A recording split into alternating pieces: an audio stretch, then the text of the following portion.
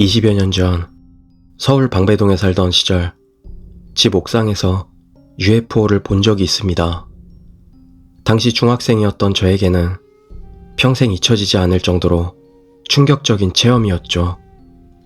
그때 날은 흐렸고 시간은 오후 정도였습니다. 저는 평소처럼 옥상에서 혼자 운동을 하고 있었죠.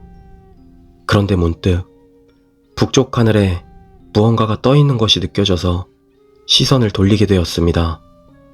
자세히 보니 그곳에는 짙은 회색 내지는 검은색의 둥근 공 같은 물체들이 떠 있었습니다. 대략 옥상에서 직선으로 400m 정도 떨어져 있는 것 같았고 200m 정도 상공에 떠 있는 듯 했습니다. 옥상에서 보기에는 3에서 4m 정도의 지름으로 그리 커 보이지 않았는데 그 물체가 아주 서서히 서쪽으로 날아가고 있더군요. 소음은 전혀 들리지 않았고 추진체 같은 것도 보이지 않았습니다. 그저 구형의 물체가 유령처럼 서서히 날아가는데 그런 모습은 태어나서 처음 보는 희한한 것이었습니다. 표면은 금속 특유의 광택이 보이지 않아 마치 도자기가 돌 같더군요. 그것이 기구나 풍선 같은 것이라면 바람에 흔들리는 모습이라도 보여야 할 텐데 그런 것도 전혀 없었습니다. 저는 난생 처음 UFO를 봤다는 흥분과 혼자 UFO를 보고 있다는 은근한 두려움에 집으로 빠르게 내려왔습니다. 마침 집에는 부모님은 안 계시고 여동생만 있었죠. 저는 여동생에게 UFO가 나타났다고 말하고 같이 보자며 손을 붙잡고 옥상으로 올라갔습니다. 다행히 UFO는 서쪽으로 꽤 이동하긴 했지만 확실히 그 모습이 보였습니다. 그렇게 한동안 여동생과 넋을 놓고 UFO를 보고 있자 잠시 뒤 그 물체는 가속해서 시야에서 사라졌습니다. 그리고 천천히 움직이던 것이 한순간 빨라지더니 서쪽 하늘로 빨려 들어가듯 없어지더군요.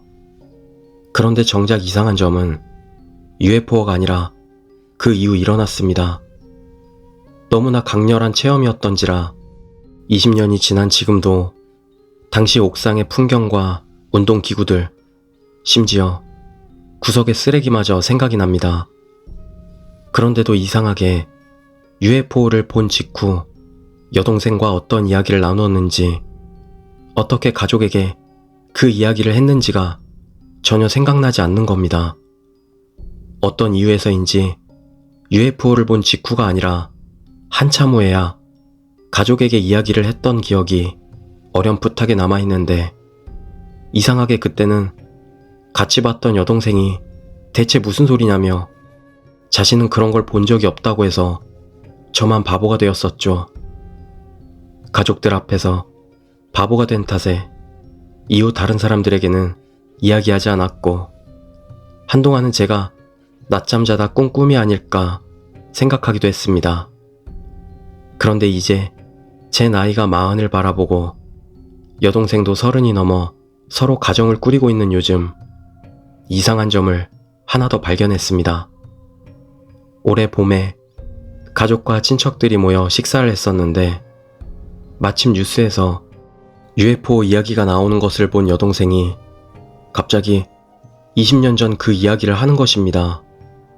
저 역시 신이 나서 제가 봤던 것들을 이야기했고 여동생과 제 이야기가 완전히 일치하는 것을 알 수 있었습니다. 가족들은 모두 신기하다는 듯 경청했죠. 그런데 여동생이 갑자기 이상한 이야기를 하기 시작했습니다. 그래서 그때 언니랑 엄마한테 내가 이 이야기를 했었는데 오빠가 갑자기 그런 거 본 적 없다고 했잖아. 저는 어이가 없어서 여동생에게 반문했습니다. 무슨 소리야? 내가 가족들한테 이야기할 때 네가 못 봤다고 해서 내가 바보 됐었잖아. 난 분명히 봤었는데? 아니, 내가 먼저 옥상에서 본 다음 널 데려와서 같이 봤던 거잖아. 맞아. 그래서 나도 봤는데 정작 오빠가 같이 봐놓고는 모른다고 했잖아.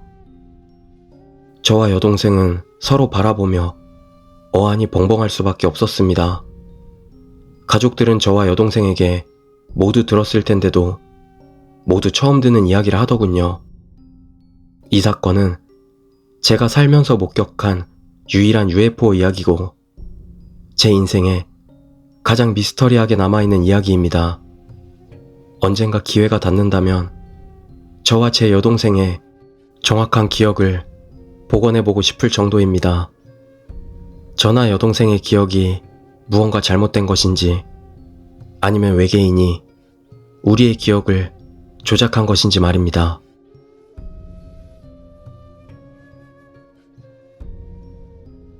두 번째 이야기, 귀가 안 들리는 아저씨.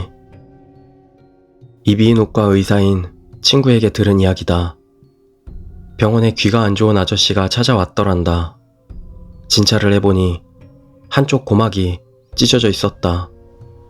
그것도 상처가 심해 환웅이 지고 고름이 고여 있었다. 반대편 귀는 원래 들리지 않는 듯해 남자는 꽤 부자연스러운 모습이었다. 바로 치료하려 했지만 갑자기 같이 온 아줌마가 장애인이라고 인정하라고 따지기 시작했단다. 아니, 우선은 치료를 해야죠. 상처를 치료한 다음 여전히 청력에 문제가 있으면 인정하겠습니다. 하지만 아무리 설명해도 아줌마는 장애인이라고 인정하라고 떠들 뿐이었다. 아저씨의 상태가 어떤지, 나을 수 있을지에 관해서는 한마디 묻지도 않고 끝내는 미친 의사라고 욕까지 먹고 당신 같은 의사는 의사도 아니라고 소리소리 지르는 지경에 이르렀다. 어찌할 도리가 없어 결국 병원 사무장이 나와 같이 설득했다고 한다. 사무장을 부르러 갈 때 아저씨는 모기만한 목소리로 미안합니다 라고 말했다. 괴로운 듯한 얼굴이었다. 결국 상처는 치료하게 되었지만 아저씨도 아줌마도 그 후로 병원에 다시는 찾아오지 않았다고 한다.